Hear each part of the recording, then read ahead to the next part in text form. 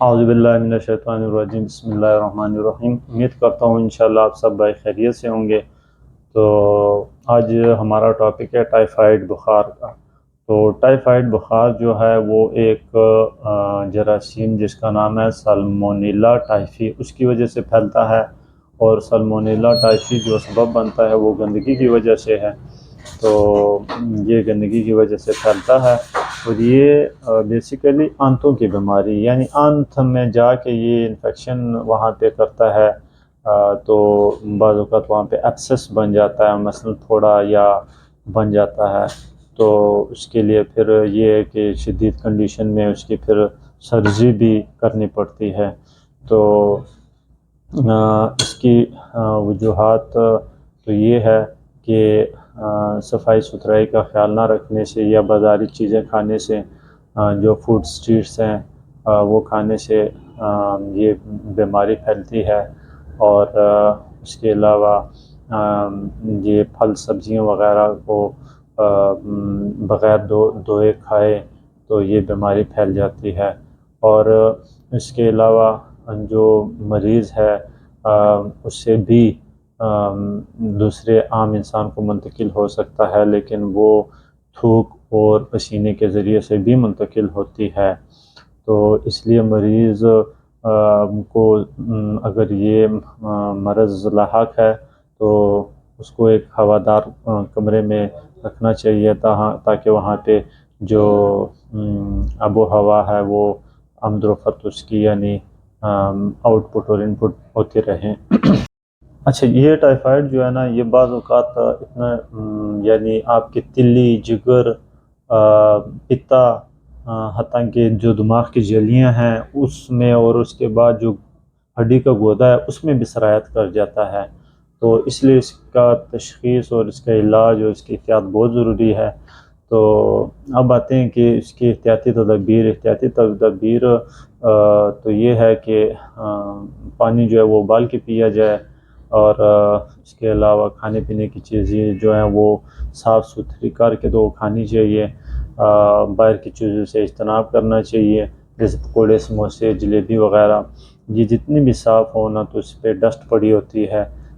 تو اور دوسری بات یہ ہے کہ یہ ٹائیفائڈ جو ہے نا اتنا جلدی مثلاً ایک بندے کو 1-2 دن میں نہیں ہو سکتا۔ یہ جراثیم جسم کے اندر 1 ہفتہ 15 دن یعنی 2-3 ہفتے رہنے کے بعد یہ انسان پہ ظاہر ہوتا ہے، اور پھر یہ شدید سے شدید تر ہوتا جاتا ہے، اور یہ پھر اتنا جلدی ٹھیک نہیں ہوتا کہ بندہ 2 یا 3 دن میں ٹھیک ہو جائے، بلکہ اس کو ٹھیک ہونے میں بعض اوقات ہفتہ، 2 ہفتے، 3 ہفتے، 4 ہفتے بھی لگ سکتے ہیں۔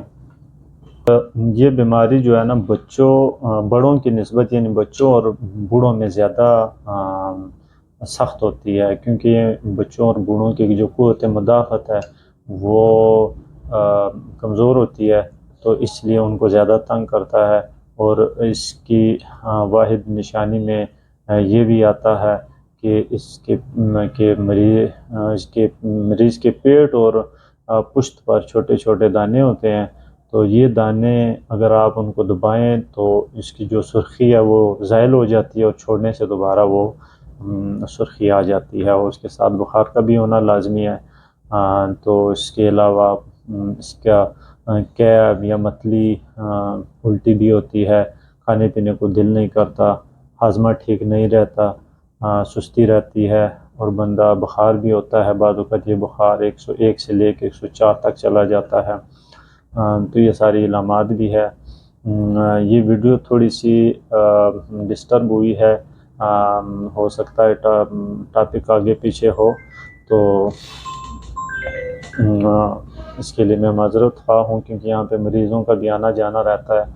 تو اس کے بعد یہ ویڈیو تھوڑا ٹاپکس جو ہے نا وہ میرے خیال میں تو ڈسٹرب ہوا ہے۔